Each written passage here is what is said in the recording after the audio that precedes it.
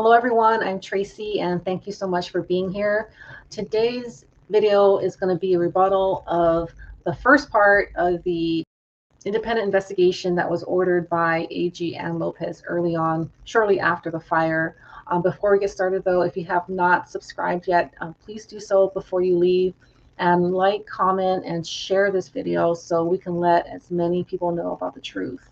So you're going to hear in this presentation Bodi talk about the findings of this independent investigation. And the group that did this is called the FSRI, or Fire Safety Research Institute, which is a subsidiary of Underwriters Laboratories.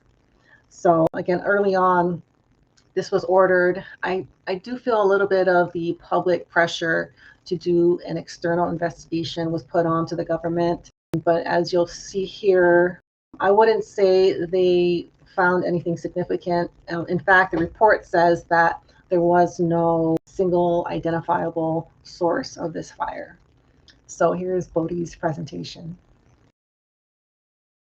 Aloha everybody, this is Bodi reporting from MauiCommunityInvestigation.com. This three-part video series is a rebuttal to the Lahaina Fire Report put out by the Underwriters Laboratory and Fire Safety Research Institute, April 17, 2024.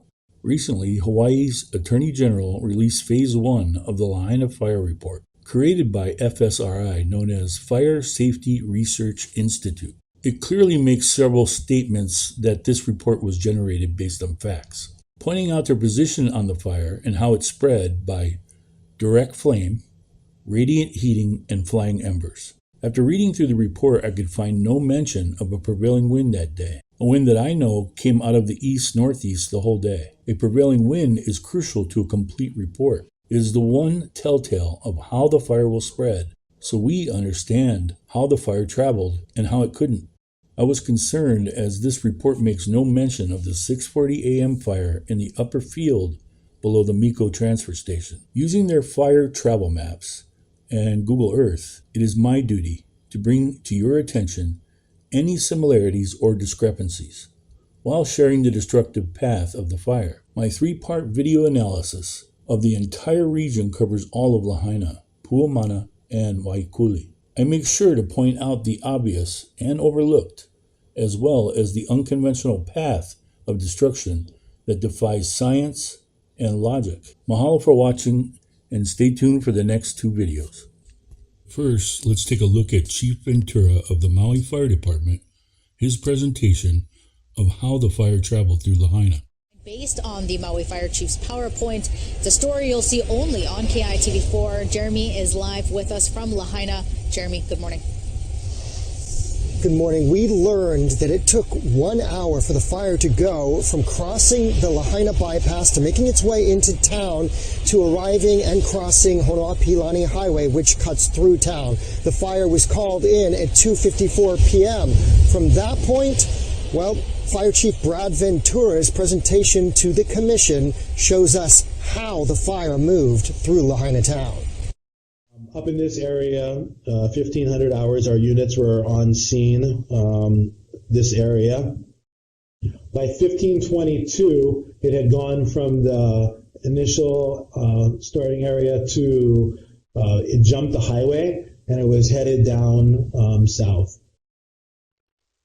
By 1538, in this area here, we had multiple structures on fire already. 1627, it had already gotten below Honoapi'ilani Highway. Now remember, just like many of these large disaster fires and wildfires that are wind-driven, it doesn't mean that everything in between those last 2 points was completely consumed yet.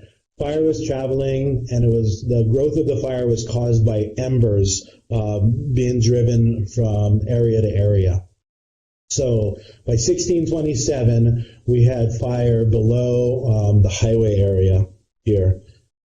By 1727, over towards the cannery down below Kahoma, we had roofs of buildings on fire that was reported to us.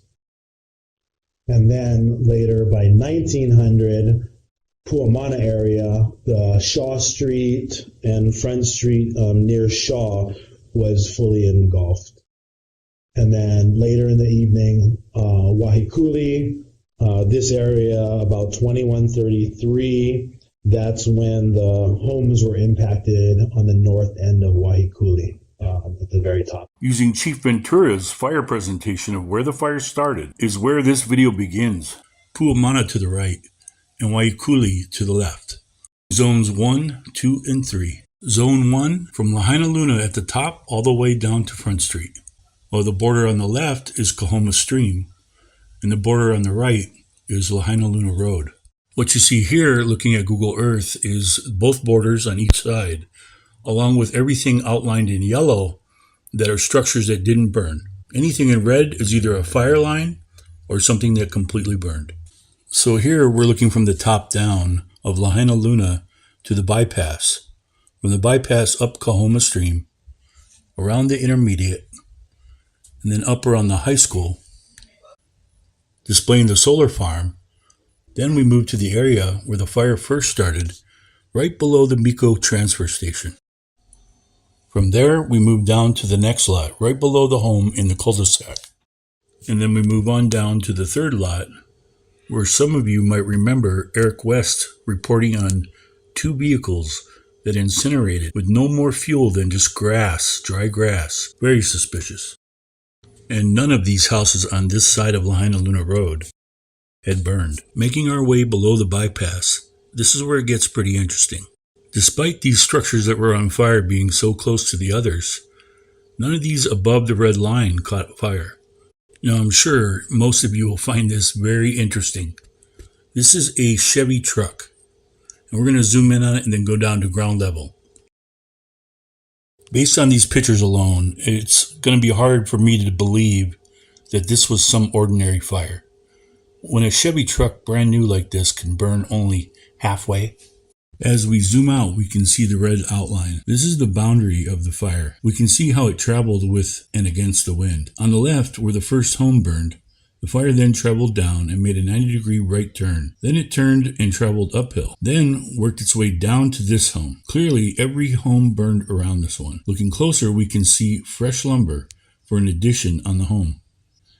It's interesting how there's no ember marks on the lumber or the roof. From here, the fire traveled down to the corner, then does a 90-degree left turn, then travels down until it makes another 90-degree right turn. Then it double backs uphill. It crosses the road, then does another 90-degree right turn against the wind, taking out these 4 homes. Then travels downwind through the rest of the housing tract. Moving down, I need to point out how these 5 custom homes went unscathed. When we zoom in, we can see no ember markings in the grass or on the roofs, but every home around these 5 completely incinerated just several feet away. And when we zoom out and we travel to the other side of the housing tract, there's 2 more homes over here that didn't get burned.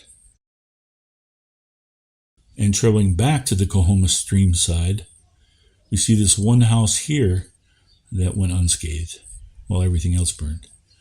Now a little bit further down in the county maintenance yard, we see these 2 buildings here that didn't burn.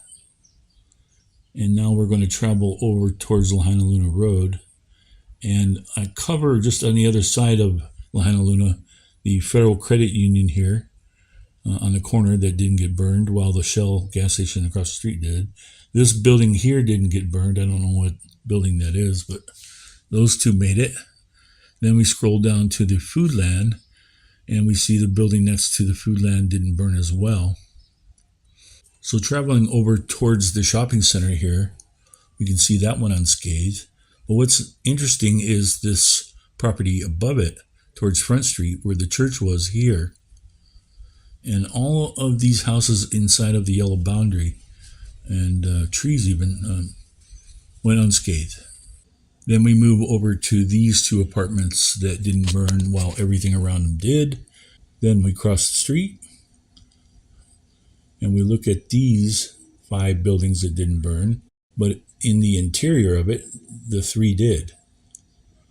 From here, we move over towards 2 commercial buildings that went unscathed.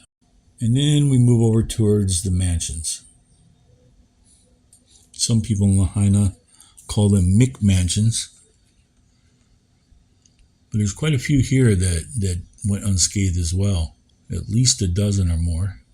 And then we move over towards the coast a little bit, and we can see there are a few more right on the water here that didn't get touched at all. Nor, when you look in the grass, is there any type of ember markings.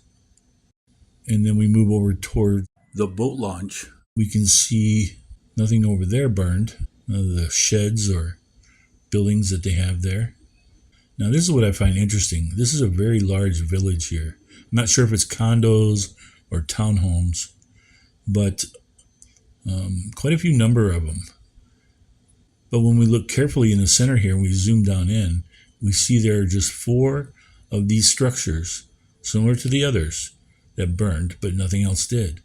And looking at the grass, no embers, no ember markings. From there, we move across the highway, and we see that there are these 5 structures that went unburnt.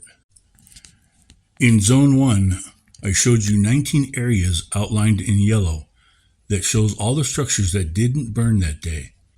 From the top of Lahaina Luna, below the bypass, I showed the path the fire took, making 90-degree turns heading back up into the wind.